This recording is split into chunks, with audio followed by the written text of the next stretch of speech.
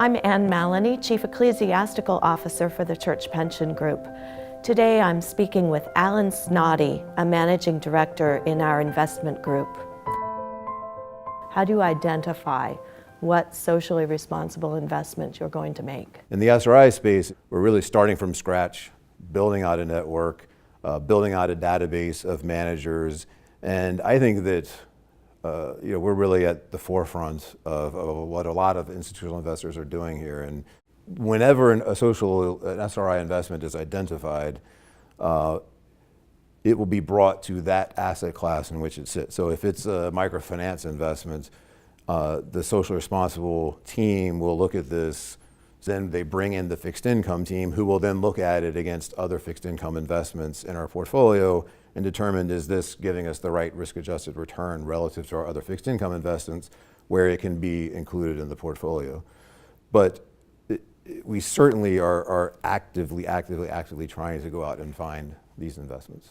You spoke about creating a network that hadn't previously existed. I think an important part about building out the network is trying to find other like-minded investors. And obviously one area of that is other faith-based institutions. And so we've really been trying to bring in other faith-based institutions and work with them in helping to identify particular investment ideas.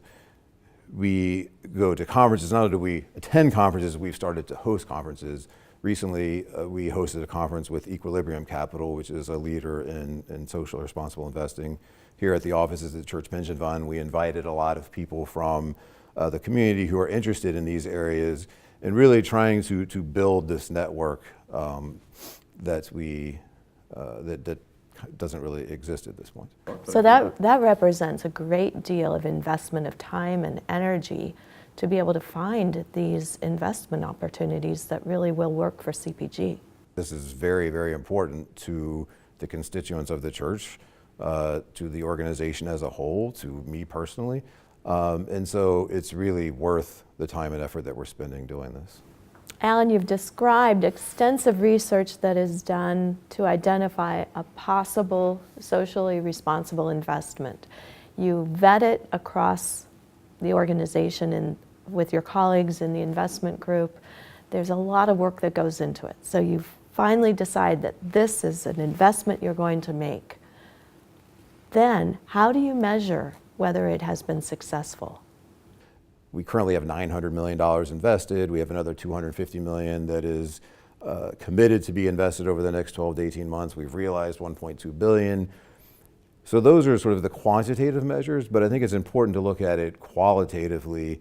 And what I mean by that is that were we catalytic in some of these investments? I mean, that's something that is very important to us, where if we can be a lead investor in a fund that's struggling to get off the ground and attract other people to this investment, that then makes it a very successful investment idea. And so we've made a number of microfinance investments, which are making very small balance loans to individuals to start businesses. I was able to actually travel to Hyderabad in India and go to a village and sort of go from where the loans were actually made all the way back to the main office. And there was one individual who had, her first loan was to buy a sewing machine, and she became the local tailor, and she made enough money to pay off that loan.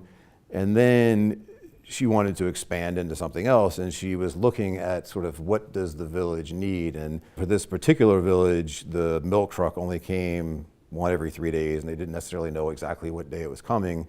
And so roughly 2/3 of the milk that was being produced was spoiling. And so she actually took out a loan to have a refrigerated repository for the milk, and it had a place where the milk truck could come and hook up to it.